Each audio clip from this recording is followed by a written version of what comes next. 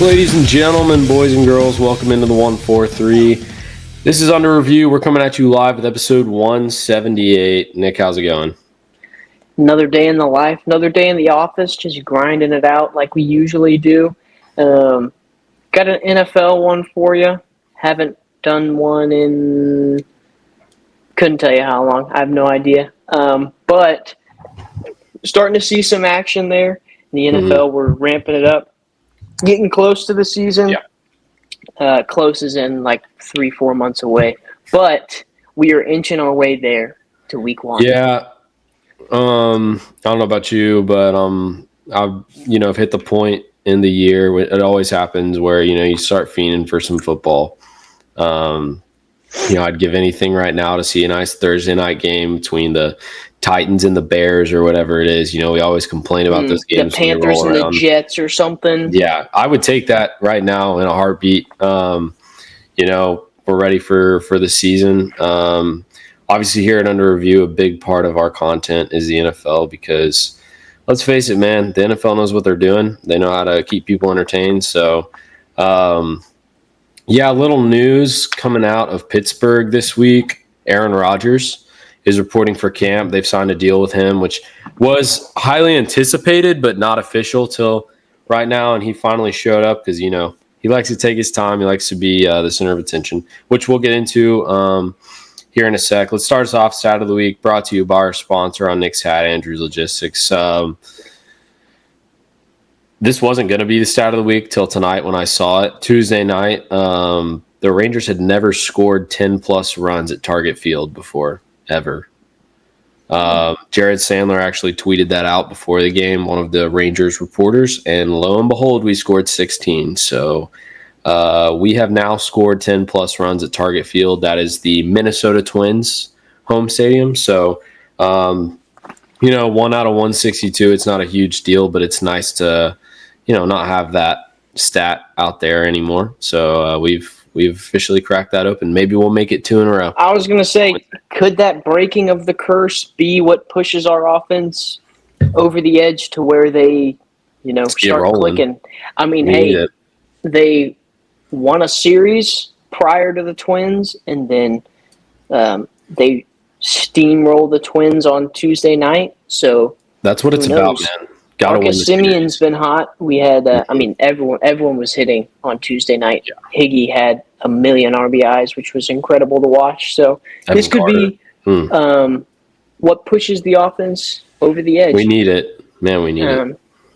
And then just an interesting signing as well from the Rangers, just because we're talking about it, was Craig Kimbrell gets signed to a minor league deal after being on the Atlanta Braves for 1 day. A whopping 1 day, and they saw all they needed to see, and so, the Braves kind of always do that. They used to do that with Jesse Chavez, where he would be on the Braves 4 times during the year, and then go somewhere else, and then come back, and then go somewhere else and come back, and then Craig Kimbrell was there for a day, and now he's a Rangers minor leaguer. Pitching is not the issue, so don't really care what we do there. Good for Craig. No need to mess with that. Just hitters coming alive tonight. Love to see it. Yep. Player of the week is Joe Burrow.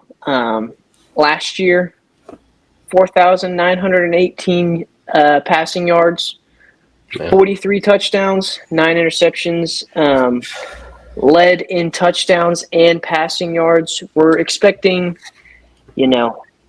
a big year for Mr. Burrow there in Cincinnati, just because the boys have been fiending to get back to the bowl.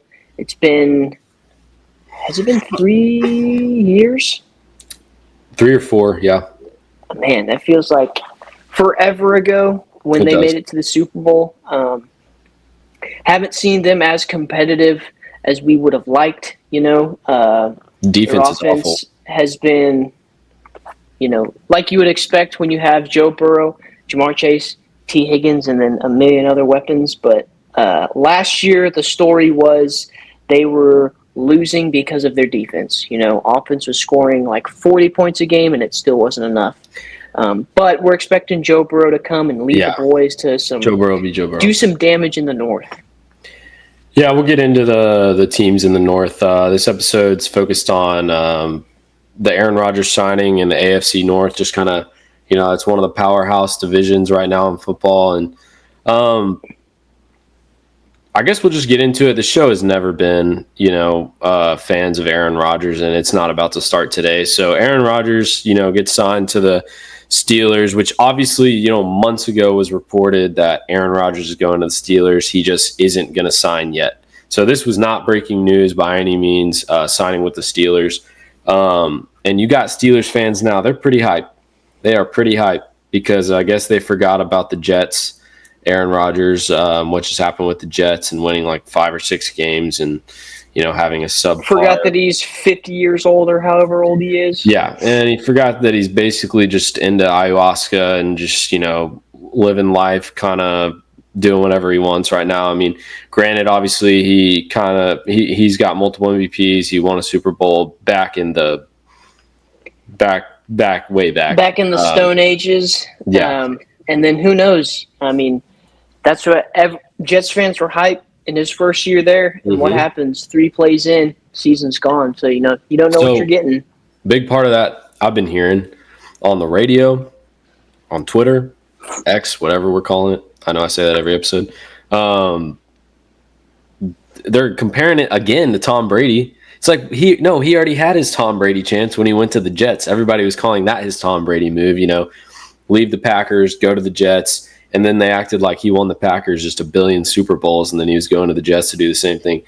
This move to the Steelers is just keeping his career alive right now. He's clearly going to retire after this year or 2 years from now. He really should have retired after this past year because I'm tired of he's just another mid quarterback the Steelers picked up in the offseason. This is like when you're going to put your dog down, and so you just let him do whatever he wants to do that day. Mm-hmm. This is essentially what it is. And I'm glad Joseph brought up them comparing it to Tom Brady because, I mean, it's not even close. I mean, Tom Brady is the undisputed GOAT of football. And second is not Aaron Rodgers either. I mean, yeah. If people like close to put them together on this echelon or whatever, on the same tier, sure, whatever, Aaron Rodgers is talented, but at the end of the day, Tom Brady was a winner. He won in the clutch. He will always be that guy. He will always be the best at his position. He will always be the best at football. And Aaron Rodgers really hasn't done anything in 4 years, it seems like. Here on this show, we measure GOAT status especially, but we measure just greatness in general by the greatest thing you can do in sports, and that's win a championship. You got to win a ring. For me to care about you, he's got one. To be relevant, you got to win a ring. We're not putting him with a guy with 7 Super Bowls if he's only got one. Patrick Mahomes, historically, right now in the history books, is better than Aaron Rodgers. He has 3 Super Bowls. We're not even he's not even on Patrick Mahomes' level, so he's definitely not on Brady's level. And I just don't think Brady didn't go to 3 teams. You can't be like, oh, it's his Tom Brady moment, because he already had a shot to do the Tom Brady thing, go somewhere else and win it as an old quarterback. But I think with the Steelers, since Big Ben Roethlisberger, they have not tried to get their franchise guy, or they've tried once with what's his name, Kenny Pickett. They tried one time with Kenny Pickett from Pitt, which everybody knew that one wasn't going to work out.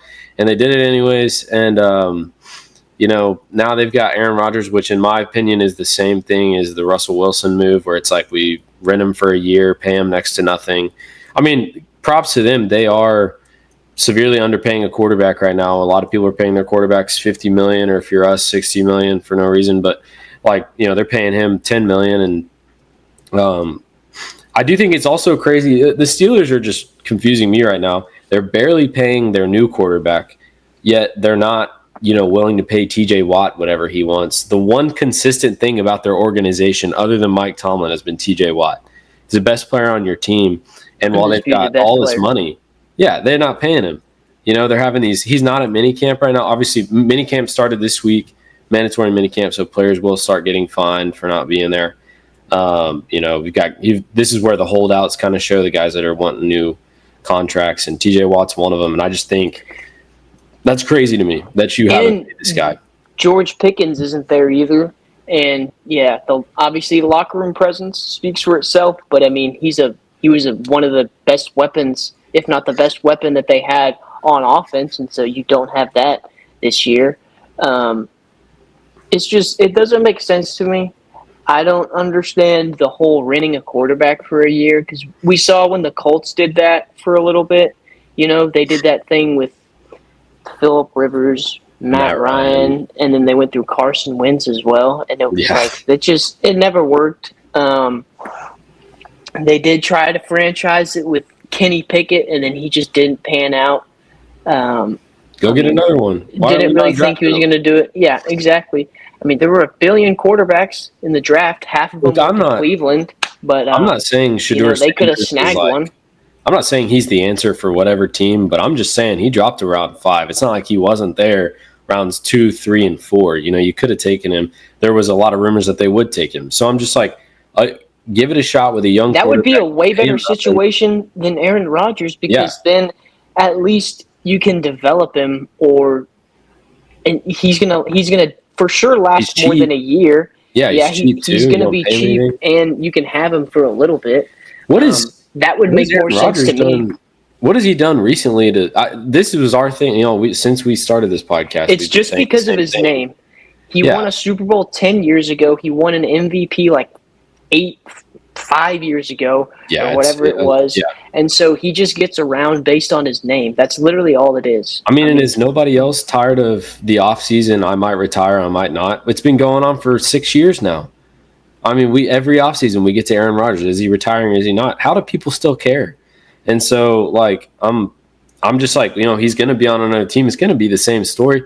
The Steelers will have another winning record, because Tomlin, the defense will be great. The offense will be subpar. Always above 500. Always above 500. That's impressive in and of itself, that Tomlin has never had a losing season. But in the end, you might make playoffs and you're going to lose game 1, because I don't see them beating another AFC team right now. The AFC is loaded, and now we'll talk about the AFC North. This does not put them over the Ravens or the Bengals. Firepower has never been there. Fully anticipating it being the exact same story as last year. They win games in spite of their offense scoring points. I mean, that's what it was last year. Their defense comes out and just dominates, but then it comes down to the Steelers' offense being horrible, and I think that's what we're going to see again. I don't think they got better than the Ravens. I don't think they got better. At the very least, they stayed the same. If you ask me, for the Steelers. Yeah. Didn't make any bold moves, anything that wowed me really in this offseason, so I don't think they got better at all. Bengals, kind of a closeted Bengals fan, just because it's one of those teams you want to see succeed. Yeah. Because in our lifetime, they had been historically bad, and then Joe Burrow comes along, Jamar Chase, that duo just lights it up, and then we see him go to a Super Bowl. Haven't been like that since then, but they're going to be playing with that chip on their shoulder. Hopefully they can come back around this next season. And then the Cleveland Browns have 17 quarterbacks that they get to try out this year, so that'll be fun to see who ends up in the driver's seat by Week 18. I don't think the Browns will really have changed their record by a lot this year. If Shedeur, Dylan Gabriel pans out in the long run, like, that might be good for them. I think the Browns kind of stay the same this year. They might win a couple more games, but they'll be last in the division.